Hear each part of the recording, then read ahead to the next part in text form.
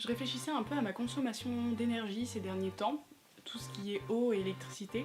Je me demandais vraiment si je consommais beaucoup, si le fait de vivre en appartement produisait plus d'électricité, enfin si je consommais plus d'électricité ou plus d'eau que si je vivais en pleine nature, dans un habitat qui était plus écologique. Et le fait de vivre en appartement, forcément, comme j'en ai déjà parlé dans d'autres vidéos, il y a beaucoup de choses qu'on nous impose comme les radiateurs électriques, la manière dont est agencé l'appartement, enfin voilà, on peut pas tout gérer. Et au quotidien, moi je mets plein de petites astuces en place pour essayer de réduire au maximum mes factures d'électricité et mes factures d'eau. Et je me suis dit que ça pourrait être très sympa de vous en faire part et de vous parler un peu de toutes ces astuces que j'utilise. Cette vidéo est d'ailleurs en partenariat avec Ista, une entreprise qui aide les habitants d'appartements à réduire leurs factures d'énergie. Comment? En leur donnant des astuces pour réduire au maximum leurs factures et aussi en leur fabriquant des instruments qui leur permettent de mesurer et de réduire leurs factures d'énergie. Ainsi, le consommateur devient vraiment consommateur et redevient vraiment le maître de ses factures. Et j'ai beaucoup aimé moi justement ce concept de l'entreprise d'Ista parce que ce sont des valeurs que j'aime beaucoup puisqu'ils vous poussent en fait à revenir à des choses très simples qui sont très minimalistes dans l'idée et qui sont bonnes pour votre portefeuille, pour la planète et qui vous simplifient la vie. Donc moi je trouve que c'est trois valeurs qui vont très bien ensemble et je trouve que c'est d'une cohésion parfaite. Et c'est pour ça que je les encourage et je les soutiens totalement parce que je trouve que c'est le genre d'initiative qui fait vraiment sens et qui est très très importante aujourd'hui, de réussir à redevenir maître de sa consommation, redevenir maître de tout ce qui nous entoure. Donc pour moi c'est très très important et c'est pour ça que je les soutiens. Je vais donc vous donner quelques conseils qui sont très très simples, qu'on peut reproduire chez soi de manière simplissime afin de réduire son empreinte carbone, son empreinte sur la planète et puis de réduire ses factures puisque c'est quand même le but de cette vidéo. Et c'est vraiment des choses tout simples que moi je fais aussi au quotidien, qui sont pas compliquées parce que comme vous le savez j'aime pas me compliquer la vie. Donc je vais essayer de vous montrer tout ça, de faire le tour de tout ce que je peux faire dans mon appart et j'espère que ça va vous donner plein d'astuces et que ça va vous inspirer. Alors déjà, une première astuce qui est plutôt simple, c'est d'essayer de ne pas avoir de meubles devant son radiateur. Là par exemple, moi mon fauteuil il est un petit peu proche. Bon là comme on est en été, je l'ai mis ici parce que je vais pas chauffer. Mais voilà, l'idée c'est vraiment de dégager le plus possible le radiateur pour qu'il n'y ait pas de meubles devant afin que la chaleur qui va sortir de votre radiateur puisse aller tout de suite dans votre pièce et ne reste pas bloquée puisque du coup ça va moins bien chauffer, vous allez avoir tendance à mettre plus fort vos radiateurs et à utiliser plus d'électricité. Donc vraiment voilà, aérer l'espace devant vos radiateurs. Ce que vous pouvez aussi essayer de faire si vous avez un balcon c'est l'idéal, si vous avez même un petit jardin c'est encore mieux. Ou sinon sur votre bord de fenêtre c'est d'essayer de récupérer l'eau de pluie parce que l'eau de pluie elle peut vous être utile pour plein de choses et ça vous évite d'ouvrir le robinet et de la prendre ici. Et c'est de l'eau qui est gratuite, qui tombe du ciel, donc si vous pouvez la récupérer, ça fait beaucoup d'économies. Et je m'en sers pour arroser mes plantes. Ce que vous pouvez faire aussi, c'est d'essayer d'avoir le plus possible de sources d'énergie solaire pour vos lumières. Par exemple, d'avoir là moi j'ai une petite veilleuse qui, vous me direz que c'est pas très utile en soi, mais du coup c'est de l'énergie qui est naturelle et qui est gratuite. Donc le soir j'ai ma veilleuse qui s'allume toute seule sans consommer d'électricité. Et voilà, il y a plein de possibilités concernant les énergies solaires. Vous avez des vraies lumières, vous avez même des prises qui peuvent se mettre en ventouse sur vos fenêtres avec un capteur solaire. Voilà, il y a plein de manières de récupérer de la lumière et de l'électricité de manière naturelle, donc ne pas se priver sur tout ce qui est énergie solaire. Une astuce qui permet d'économiser aussi un tout petit peu, elle peut paraître toute bête, mais quand vous avez des longues multiprises comme ça, toujours débrancher quand on s'en va, comme ça vous êtes sûr que ça ne consomme plus. Et donc le but c'est d'essayer d'investir le plus possible dans des multiprises qui en ont, comme ça vous permet juste de vous appuyer sur le bouton avant de partir et vous êtes sûr que tout est bien éteint. Comme pour les appareils en veille aussi, bien les éteindre. Et si vous les mettez dessus, et ça éteint tout. Et comme ça en plus vous n'avez pas peur, pas de risque quand vous partez, tout est bien éteint et c'est super simple. Aussi ne pas mettre votre radiateur sous une source de chaleur parce que du coup c'est complètement incompatible. Là par exemple vous voyez j'ai mes plaques chauffantes et mon frigo dessous, donc ça il faut vraiment essayer d'éviter le plus possible puisque du coup dès que vous allez cuisiner ça va faire de la chaleur et du coup ça va aller à l'encontre de la chaleur froide du frigo. Bon moi comme vous le savez du coup j'ai complètement débranché mon frigo puisque je vis sans frigo donc bon du coup c'est bon. Mais dans l'idée, c'est ça qui est un peu embêtant, par exemple moi je suis dans un petit appartement où tout est aménagé et l'appartement était configuré ainsi, donc je pouvais pas vraiment faire autrement.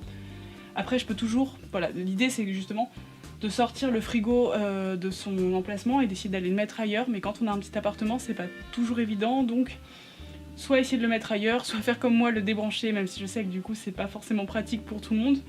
Mais voilà, si vous pouvez essayer de changer les meubles de place, essayez absolument de mettre votre frigo loin de toutes les grosses sources de chaleur, ce sera beaucoup mieux pour le frigo.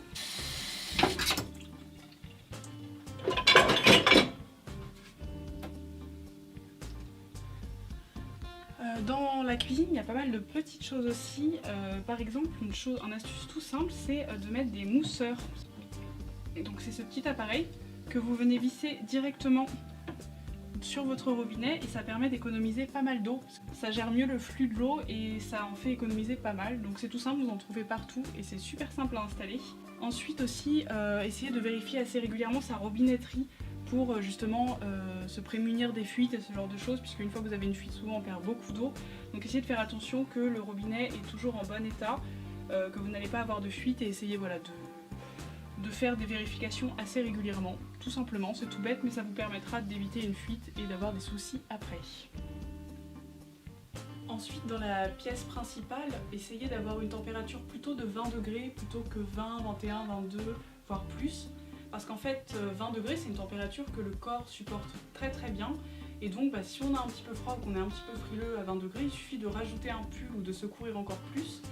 Et normalement, le corps voilà, le gère très très bien et c'est suffisant. Donc voilà, ça vous évite de monter beaucoup plus les températures, de par exemple mettre 25 chez vous afin de rester en t-shirt, puisque du coup ça fait vraiment beaucoup plus de consommation d'électricité et c'est dommage, donc autant voilà, monter laisser à 20 degrés et se couvrir. Après dans la chambre, l'idéal c'est 17 degrés, parce qu'en fait on y va pour dormir, donc on se met sous la couette, donc si on a une bonne couette bien chaude, et normalement on n'a pas froid la nuit. Pareil, si on est un peu frileux, on se couvre plus, on met une couverture en plus, on prend un gros pyjama. Moi j'aime bien dormir dans des gros pyjamas par exemple. Et voilà, donc moi comme vous le savez j'ai un appartement où il n'y a qu'une pièce, donc c'est la même pièce. Donc du coup c'est à peu près toujours à la même température. En hiver sans chauffer j'ai à peu près 17 degrés, donc en fait toute la journée je suis à peu près à 17 degrés. Donc voilà, je mets des gros pulls, comme vous le savez je n'allume pas du tout le chauffage, ou alors vraiment presque pas, c'est vraiment que quand j'ai vraiment très froid. Donc moi je suis vraiment toujours très couverte chez moi et ça va, franchement je mets des gros pulls, je me couvre et je bois du thé aussi en hiver, ça réchauffe. Une petite tasse de thé ça me réchauffe pendant plusieurs heures, donc voilà, ça me suffit amplement et voilà, donc ça évite comme ça de trop monter les radiateurs. On revient juste tout simplement à la petite laine en hiver et puis c'est parfait. Essayez aussi d'aérer pas plus de 5 minutes si possible quand il fait froid dehors, donc surtout en hiver, pour ne pas trop refroidir les murs. Ça permet voilà, de renouveler l'air, de bien aérer, parce que si les murs sont froids, forcément il va falloir augmenter un petit peu le chauffage, et donc voilà, on perd encore de l'énergie ici, donc voilà. Bon, ma salle de bain n'est pas très grande, donc je vais m'asseoir sur mes toilettes. Ici dans la salle de bain, un astuce aussi qui est très très sympa, c'est de mettre une brique dans votre chasse d'eau, puisque du coup vous allez économiser le volume de ce que vous allez mettre dans votre chasse d'eau à chaque chasse d'eau, et on fait quand même pipi et caca dans de l'eau potable, donc c'est quand même bien de l'économiser au maximum. Et les chasses d'eau sont beaucoup trop grandes pour la quantité de ce qu'on met dedans, donc voilà, vous pouvez clairement mettre une brique. Moi j'ai mis un petit bocal en verre, donc du coup avec un petit peu d'eau dedans pour qu'il tombe au fond. Mais vous économisez ça à chaque fois et c'est quand même pas mal sur le nombre de chasses d'eau qu'on va faire dans une journée. Vous avez aussi l'astuce d'installer aussi le petit et gros chasse d'eau. Bon, ça maintenant quasiment tout le monde a ça. Mais pour ceux qui l'ont pas, c'est pas compliqué à installer et ça fait faire aussi des économies puisque vous réduisez quand même la quantité d'eau utilisée à chaque chasse d'eau. Tant qu'on est dans la salle de bain, je voulais aussi donc vous faire part de moi, ce que je fais le plus souvent, c'est de prendre des douches plutôt que de prendre des bains, parce que forcément une douche qui sera rapide et pas trop chaude, je parle d'une douche dans laquelle vous n'allez pas rester 3 heures, sera forcément plus économique qu'un grand bain. Même si je sais qu'il est toujours très tentant de prendre un bon bain chaud en plein hiver, mais voilà, une douche qui est chaude mais rapide vous réchauffera aussi et vous ferez beaucoup d'économies quand même. Et j'ai un petit astuce assez rigolo en plus, c'est de faire pipi sous la douche. Oui, forcément, parce que du coup vous allez économiser une chasse d'eau plutôt que de ressortir de la douche et retirer la chasse d'eau et réutiliser de l'eau. Là vous êtes déjà tout nu sous la douche avec l'eau qui coule, vous avez juste à vous rincer rapidement, c'est hyper hygiénique, hyper pratique et comme ça vous faites encore plus de petites économies. Et puis je dois avouer qu'il y a un petit côté quand même marrant de faire pipi sous la douche. Moi ça me fait toujours un peu rire et c'est forcément un petit peu plus fun. Ça rajoute du piment dans la vie. J'ai pas précisé aussi, mais des petits gestes comme éteindre l'eau quand on se lave les dents, ou alors quand on fait la vaisselle, pareil, éteindre l'eau entre chaque lavage d'assiette et vraiment rincer avec un petit filet d'eau. C'est vraiment des toutes petites actions du quotidien qui peuvent vraiment avoir un super impact. Et je sais ce que vous allez me dire, c'est pas à nous, petites personnes de la vie quotidienne, à faire des efforts, c'est aux grosses entreprises, c'est pas à nous de nous priver, on en a marre, je sais, je comprends très bien cet argument-là. Mais en fait, il n'y a pas de petites actions quand on est plusieurs milliards à les faire en fait, c'est vraiment... ces petites actions qui vont faire que tout va changer. Et comme je dis aussi très souvent, on est des consommateurs, donc toutes ces actions que nous on va faire, ça va faire changer le comportement des grosses entreprises, et les grosses entreprises vont être obligées de se plier à nos comportements écologiques, ce qui fait qu'en fait c'est là que tout va changer. C'est vraiment nous qui avons le pouvoir avec notre argent qu'on va décider de placer plutôt dans des entreprises écologiques, dans des entreprises éthiques plutôt que dans des entreprises qui ne le sont pas.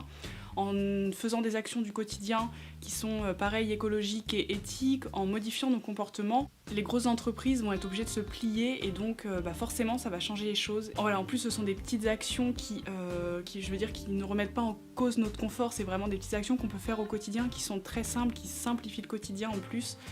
Qui ne nous coûtent pas beaucoup mais qui apportent beaucoup à la planète, beaucoup aux enjeux politiques et sociétaux de notre planète et donc de notre avenir. Donc c'est pour ça que je fais cette petite parenthèse pour en parler, parce que pour moi c'est très important et ça a du sens. Donc c'est pour ça que je vous encourage vivement à faire de même et en parler autour de vous. Voilà, je suis très contente de cette vidéo, j'espère qu'elle vous aura inspiré et qu'elle vous aura donné pas mal de petites choses concrètes à faire chez vous. N'hésitez pas dans les commentaires si vous aussi vous avez des petits tips comme ça à donner, parce que moi je connais pas tout et donc je trouve ça très sympa qu'on puisse s'échanger des choses dans les commentaires. Encore une fois, je remercie Ista d'avoir soutenu cette vidéo. Je vous laisse le lien de leur site dans la barre d'infos si ça vous dit d'aller voir. Voilà, je suis très contente d'avoir pu faire une vidéo qui parlait à nouveau d'écologie, parce que c'est vrai qu'en ce moment je faisais pas mal de vidéos plutôt sur des réflexions que j'avais, des vidéos un peu plus artistiques, et j'espère que je vous perds pas trop avec tous ces formats, puisque moi c'est vraiment cette envie de vous partager mes astuces écologiques, mon quotidien écologique et éthique, mes réflexions artistiques, mes réflexions personnelles, vous parler de sport, de nature. Voilà, je voulais que cette chaîne réunisse tout ça, donc j'espère que ça vous perd pas trop. Je vous dis de toute façon à très vite, merci d'avoir regardé cette vidéo et à très bientôt. Salut!